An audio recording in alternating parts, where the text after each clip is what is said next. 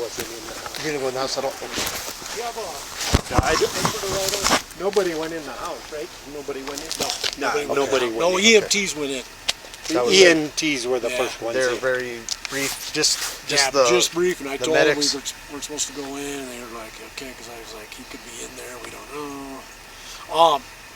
I've got a way to get a hold of his kids, and so a friend of theirs, I got a hold of him.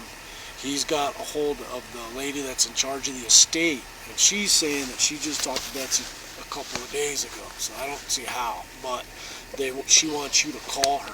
Yeah, we will. We're just trying to, because who they are, I don't have one on me. I just want to keep this limited as much as possible, because once this gets out, you know how this is going to turn with the, So we got to figure out what's going on first. My concern is a carbon monoxide issue right now. Kelly, she knows. So I want to have them Joey, test. do you want to come up here? Because I'm going to need help with the dogs, and you can give them this So information. her family's been notified, okay? They know what's happened up here. Her family. He has a couple of kids, that from previous. They didn't have any kids together. Okay, well, we just now found a way to get in contact. Right, let's just try to limit any. I was telling everyone, we were telling the EMT guys, look, you guys, please don't tell anybody. So anyone that I'm involving is close, because I worked for him for 16 years. Everything was tight. I've worked for him for 28, and the bottom line was, don't ever mention our name. Right. Privacy was. No, that's understandable. Like I said, we just want to figure out what's going on. Oh, sure, no, I understand. Because that's going to be the question, what happened, and we need to figure that out. Right. Yeah. So, but first thing is the safety of being inside of there. Sure. Of course. Of course.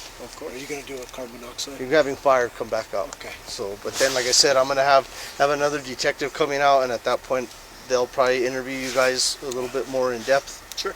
And then we'll go from there. Sure. Okay. So just hang tight. Thank you. No problem. The plumber, Dwayne, he's the one that does property management for people around Santa Fe, and they own houses somewhere out there. He still does theirs. Every Friday he would go over there and check on that house that these guys owned, but he hasn't been up here because these guys were here all the time.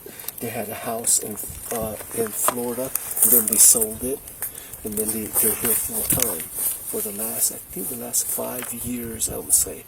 They've been here all the time, and then they go in and out just like nothing. They always say, "Hi, Ron, I didn't see anything that would think, hey, something's going on." Like no fighting. But no, nothing. She's always nice, and he always gives me shit, about buying new vehicles. He always say, "Mr. McKay, it's time for you to get a new truck." He's just a normal person, and all of a sudden to see that, both of them, bro. Sorry. No, you're fine.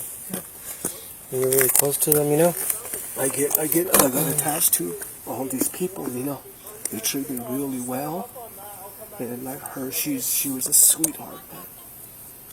And to see them like that,